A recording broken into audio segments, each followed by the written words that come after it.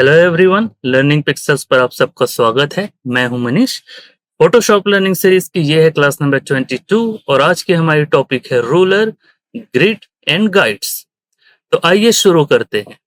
Ruler, grid and guides के बारे में जानने से पहले हम ये समझते हैं कि हमें रूलर्स या गाइड्स की जरूरत क्यों पड़ती है। सबसे ज्यादा हमें इसकी जरूरत इसलिए होती है कि हमारे जो भी ऑब्जेक्ट्स या लेयर्स हैं उन सब की अलाइनमेंट प्रॉपर होनी चाहिए। अलाइनमेंट के साथ साथ उनके बीच की स्पेसिंग या उनकी और हमारे जो आर्ट वर्क है या हमारी जो कैनवस है उसके एजेस के साथ जो भी स्पेसिंग होती है वो प्रॉपर होनी चाहिए। या हमारे आर्ट वर्क में वाइट स्पेस कितनी है या दो ऑब्जेक्ट्स के बीच में या मल्टीपल ऑब्जेक्ट्स के बीच में स्पेसिंग सही है या नहीं, इस चीज को प्रॉपर गाइड करने के लिए हमारे पास गाइड्स और रूलर्स होते हैं। तो आइए समझते हैं सबसे पहले रूलर्स क्या है। रूलर जैसे कि हम नॉर्मली अपने स्कूल में रूलर्स यूज किया करते थे वही चीज है। यहाँ आपको ऊपर जो नंबरिंग दिखाई दे रही है इसे हम रूलर कहते हैं। अगर ये आपको शो नहीं हो रहा है तो आप कीबोर्ड से कंट्रोल आर प्रेस कर सकते हैं। अगर आप एक बार अपने कीबोर्ड से कंट्रोल आर प्रेस करते हैं तब आपको रूलर शो होगी और अगर आप दोबारा प्रेस करते हैं तब रूलर हाइड हो जाएगी। अगर अभी आपको शॉर्टकट याद नहीं है तो आप सिंपली व्यू में जा सकते हैं और यहाँ आपको रूलर शो होगा, इससे आप रूलर देख सकते हैं। अगर आप रूलर पे राइट क्लिक करें तो यहाँ आपको रूलर की जो यूनिट अभी यूज हो रही है वो दिखाई देगी। जैसे कि अभी रूलर की यूनिट्स मैंने सेंटीमीटर सेट किया हुआ है। अगर आप इसे पिक्सल्स करते हैं तब देखिए ये 1920 पिक्सल्स की विड्थ है हमारे आर्टबोर्ड की। तो यहाँ हमें इस आर्टबोर्ड की विड्थ दिखाई देगी 1920। उसी तरह से हाइट आपको दिखाई देगी 1080। तो इस तरह से आपको जिस भी यूनिट में इसे रखना हो, परसेंट या फिर इंचेस, सेंटीमीटर, आप किसी भी यूनिट में रख सकते हैं। रूलर का यूज ये है कि जब भी आप इसमें कुछ ड्रॉ करेंगे तब आपको उसकी साइज यहाँ रोलर से देखकर अप्रोक्सीमेट साइज पता चल जाएगी। अगर आप एक्सपर्ट हैं तो आपको एग्जैक्ट साइज भी पता चल सकती है।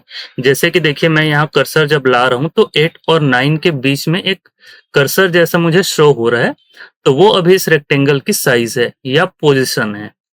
तो इस तरह से आप रूलर देखकर उसके साइज का अंदाजा लगा सकते हैं। उसी तरह से लेफ्ट में भी आपको एक रूलर शो हो रही है, तो ये आपको वर्टिकल हाइट दिखाएगा और ऊपर टॉप में जो आपको हॉरिजॉन्टल रूलर दिखाई दे रही है वो आपको हॉरिजॉन्टल साइज दिखाएगा। और आपको जब भी इसकी यूनिट चेंज करनी हो तब आप सिंपली रूलर पर राइट क्लिक कीजिए और यहाँ से आप इसकी जो भी यूनिट रखना चाहते हैं वो यूनिट रख सकते हैं। आप ऊपर वाले या साइड वाले किसी भी रूलर पर राइट क्लिक करके उसकी यूनिट चेंज कर सकते हैं। मैं फिलहाल ये रेक्टेंगल डिलीट करता हूं। अब हम आगे चलते हैं गाइड्स की तरफ। जैसे कि यहाँ पर हमारे पास एक कैनवस है और मैं चाहता हूं कि मैं जो भी डिजाइन बनाऊं इस कैनवस के एजेस से वो कुछ डिस्टेंस पर हो। फॉर एग्जांपल मैं यहाँ एक सर्कल बनाता हूं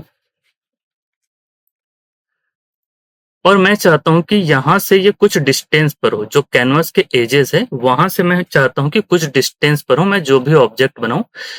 तब उसके लिए मैं एक गाइड यूज कर सकता हूँ। गाइड हम कैसे क्रिएट करते हैं, आप यहाँ रूलर पहले शो करके रखिए। अगर रूलर शो नहीं हो रहा है तब आप कीबोर्ड से कंट्रोल आर प्रेस कीजिए और अभी मैं टॉप पर जो रूलर है वहां क्लिक करके आर्टबोर्ड की तरफ इस तरह से ड्रैग करता हूं। तब देखिए मुझे कर्सर के साथ एक लाइन शो हो रही है और देखिए ये जो एक ब्लू कलर की लाइन आपको शो हो रही है ये गाइड है।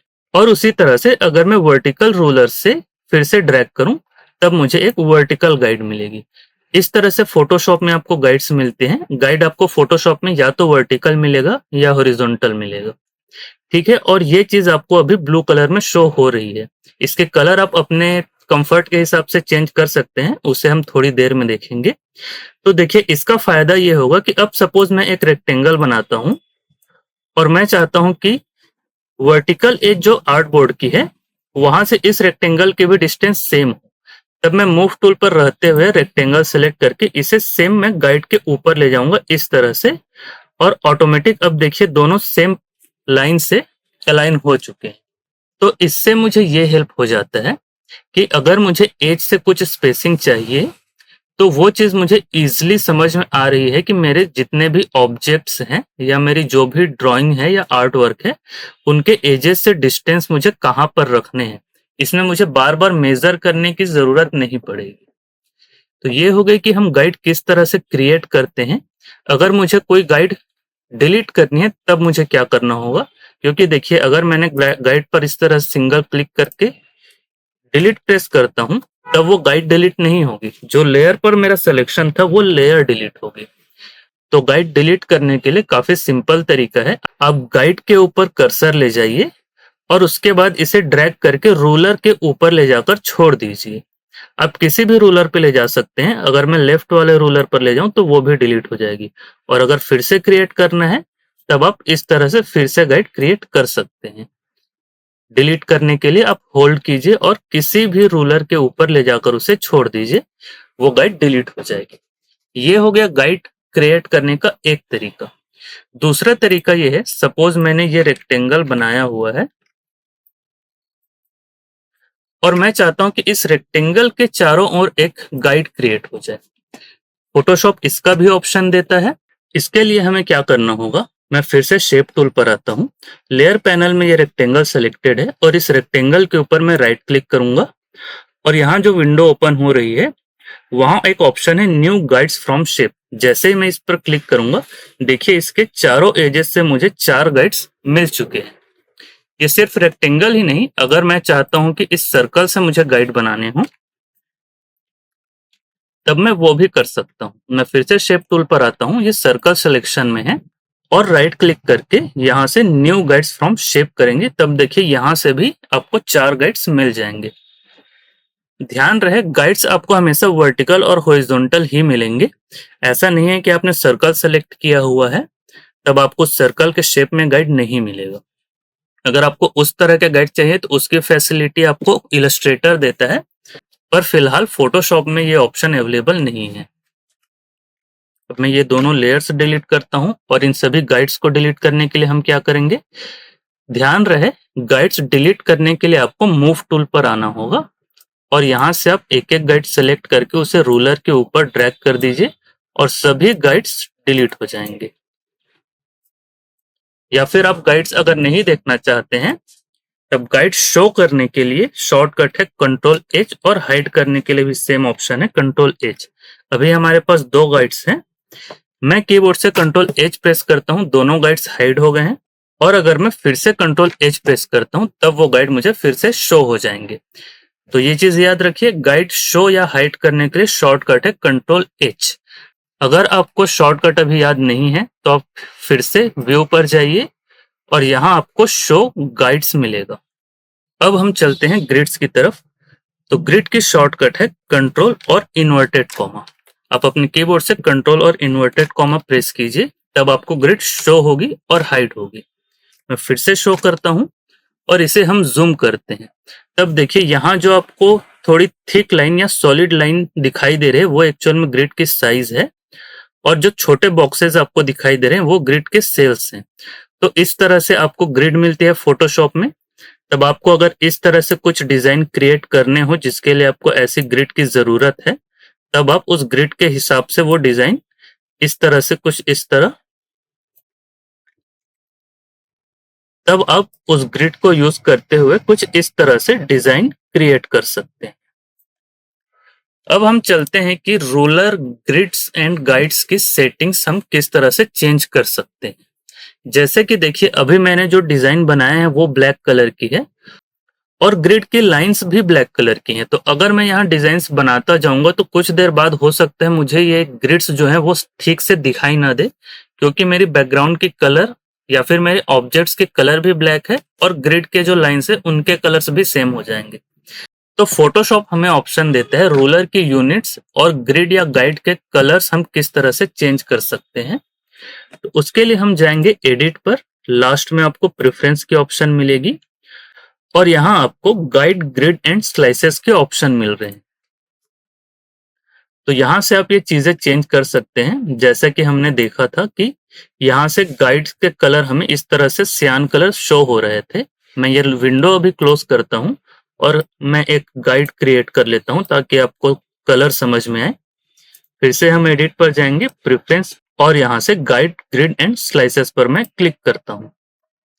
यहाँ देखिए अभी कैनवास के लिए सियान कलर शो हो रहा है, इसे मैं चेंज कर देता हूँ रेड कलर में और देखिए गाइड की कलर अब चेंज हो चुकी है। इसी तरह से अगर आपको इसे डैश लाइन में देखना है या सॉलिड लाइन में देखना है, इसका ऑप्शन भी आप चेंज कर सकते हैं।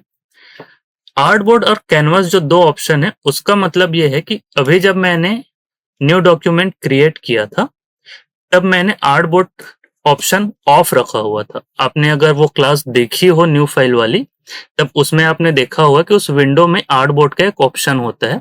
अगर आप आर्टबोर्ड लेते हैं, तब आपको आर्टबोर्ड का कलर सेट करना होगा। उसे समझाने के लिए मैं अभी ये विंडो क्लोज करता हूँ और यहाँ देखिए, यहाँ मैंने आर्टबोर्ड का ऑप्शन ऑन किया हुआ था, इसलिए यहाँ मुझे आर्टबोर्ड शो हो रही है। और लेयर पैनल पर भी अगर आप देखें तो यहाँ आर्टबोर्ड 1 आपको शो हो रहा है। मैं यहाँ भी एडिट पर जाता हूँ, प्रेफरेंस एंड गाइड्स, और देखिए अभी अगर मैं इस कैनवास के ऑप्शन को रेड करता हूँ, तब यहाँ गाइड की कलर चेंज नहीं हो रही है, क्योंकि यहाँ हमने कैनवास नहीं आर्टबोर्ड का ऑप्शन चूज किया था।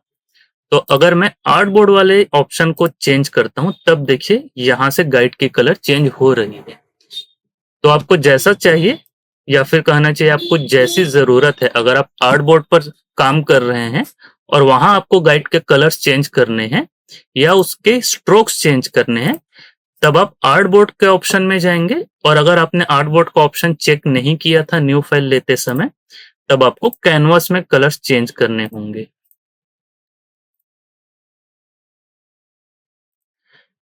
इसके बाद आपको नीचे यहाँ देखिए ग्रिड के ऑप्शन मिल रहे हैं। तो यहाँ पर देखिए पहली चीज है कि ग्रिड की जो साइज है, ग्रिड की साइज मीन्स, हम फिर से पिछले डॉक्यूमेंट पर चलते हैं और अब हम देखते हैं गाइड के बारे में। तो यहाँ देखिए आपको शो हो रही है ग्रिड, तो यहाँ देखिए आपको शो हो रही है ग्रिड लाइन एवरी 2 सेंटीमीटर्स। इसका मतलब ये जो ग्रिड्स हैं, यहाँ जो आपको सॉलिड ब्लैक कलर में शो हो रहे हैं, उनके बीच की डिस्टेंस है 2 सेंटीमीटर्स। अगर मैं इस 2 सेंटीमीटर को 5 सेंटीमीटर कर दूं, तब देखिए अभी ग्रिड के साइज चेंज हो चुके हैं। तो यहाँ आप यूनिट दे सकते हैं कि आपको ग्रिड के साइज किस डिस्टेंस पर चाहिए या ग्रिड की साइज क्या होनी चाहिए। अगर आपको यूनिट सेंटीमीटर में ना रख के पिक्सल या इंचेस में रखने हैं, तब आप यहाँ से उनके यूनिट्स चेंज कर सकते हैं और यहाँ से आप उनकी साइज चेंज कर सकते हैं। इसके बाद जो मैंने कहा, ये छोटे छोटे सेल्स जो आपको दिखाई दे रहे हैं, इसे हम कहते हैं फोटोशॉप में सब डिवीजन। तब अगर आप ध्यान दें तो देखिए कि ये जो सॉलिड बॉक्स बनी हुई है सॉलिड लाइन से, उसके अंदर आपको 4x4 बॉक्सेस की ग्रिड शो हो रही है। तो यहाँ आप अगर देखें तो यही वो 4 है। अगर मैं इस 4 को 5 कर दूं, या सपोज मैं अभी 8 कर देता हूं, तब देखिए इस ग्रिड की साइज अब 8x8 हो गई है। या अगर मैं इसे 2 करूं, तब ये 2x2 की ग्रिड बनती जाएगी। तो इस तरह से आप ग्रिड में नंबर ऑफ सब डिविजन्स और डिस्टेंस बिटवीन 2 ग्रिड्स या फिर साइज ऑफ ग्रिड्स सेट कर सकते हैं। इसके बाद अभी इसकी कलर जैसे कि ब्लैक आ रही है, अगर आपको इसके कलर चेंज करने हैं तो हम इस तरह से, देखिए मैंने ग्रीन किया और ये अब ग्रीन कलर में चेंज हो गई है, या अगर मैं ब्लू करता हूं तब ये ब्लू कलर में चेंज हो जाएगी। इस तरह से आप अपने ग्रिड और गाइड्स के कलर्स या साइज चेंज कर सकते हैं। ग्रिड में भी आपको सेम डैश या फिर डॉटेड लाइंस के ऑप्शन मिलते हैं, तो आपको जैसा कंफर्टेबल लग रहा हो उस तरह से आप इसका यूज कर सकते हैं। इसके बाद हम चलते हैं यूनिट्स की ओर। यूनिट या फिर यूनिट्स ऑफ रूलर। यहाँ देखिए जैसे कि मैंने बताया था, आप रूलर के ऊपर राइट क्लिक करके उसके यूनिट्स चेंज कर सकते हैं। उसी तरह से आप यहाँ से भी चेंज कर सकते हैं। यहाँ आपको ऑप्शन मिल रहा है रूलर्स का, तो अगर आपको पिक्सल, इंचेस, सेंटीमीटर, जिसमें भी आपको यूनिट्स चाहिए उसमें आप सेट कर सकते हैं। उसके बाद आपको ऑप्शन मिल रहा है टाइप का।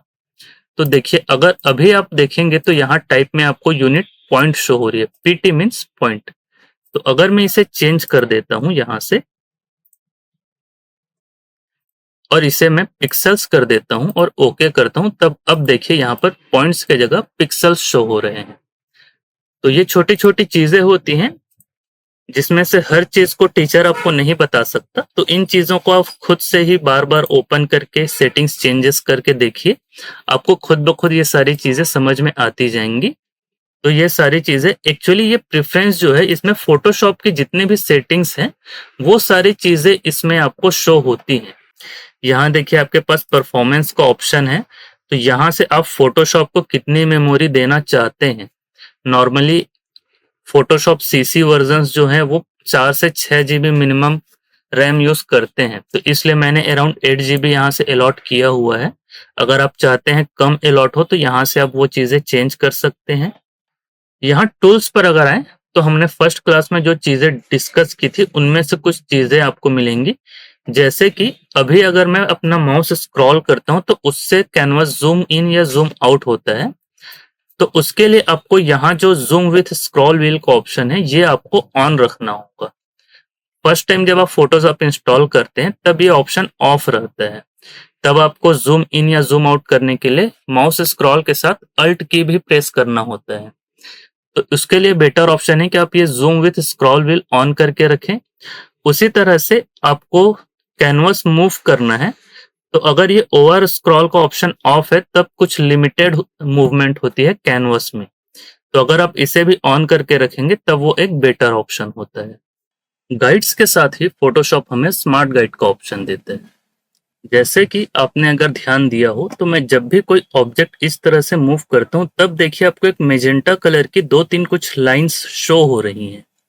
ये एक्चुअली स्मार्ट गाइड्स है। मीन्स जब मैं इसे अभी देखिए जब नीचे की ओर ड्रैग कर रहा हूँ, अभी मैंने शिफ्ट की प्रेस नहीं किया है पर फिर भी मुझे एक वर्टिकल लाइन शो हो रही है, जिससे मुझे पता चल रहा है कि मैं इस रेक्टेंगल को वर्टिकली एक स्ट्रेट लाइन में ही मूव कर रहा हूँ। उसी तरह से देखिए आपको सेंटर में भी एक लाइन शो हो रही है, तो ये मुझे शो कर रहा है कि इसकी सेंटर लाइन यहाँ थी और मैं इसके सेंटर लाइन से स्ट्रेट अभी मूव कर रहा हूँ। इसी तरह से अगर मैं किसी और ऑब्जेक्ट को सेलेक्ट करके मूव करता हूँ और किसी और ऑब्जेक्ट के बराबर में ले जाता हूँ इस तरह से, तब देखिए अभी सर्कल और जो रेक्टेंगल मैंने मूव किया है उन दोनों के टॉप पर एक मेजेंटा कलर की लाइन शो हो रही है। तो ये गाइड हमें ये शो कर रहा है कि अभी इनके टॉप लाइंस जो हैं वो अलाइन है, तो इसे हम स्मार्ट गाइड कहते हैं।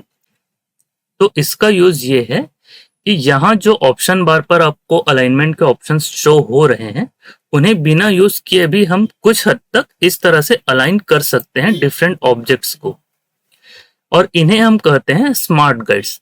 तो स्मार्ट गाइड शो करने के लिए हम व्यू पर जाएंगे और शो के अंदर आपको देखिए पहले हमारे पास यहाँ गाइड्स के ऑप्शन थे, उसी में अगर आप नीचे जाएंगे तो यहाँ आपको स्मार्ट गाइड्स शो होंगे। इसे अगर मैं ऑफ कर देता हूँ और अब मैं किसी भी ऑब्जेक्ट को मूव कर रहा हूँ तब देखिए मुझे कोई गाइड शो नहीं हो रही है।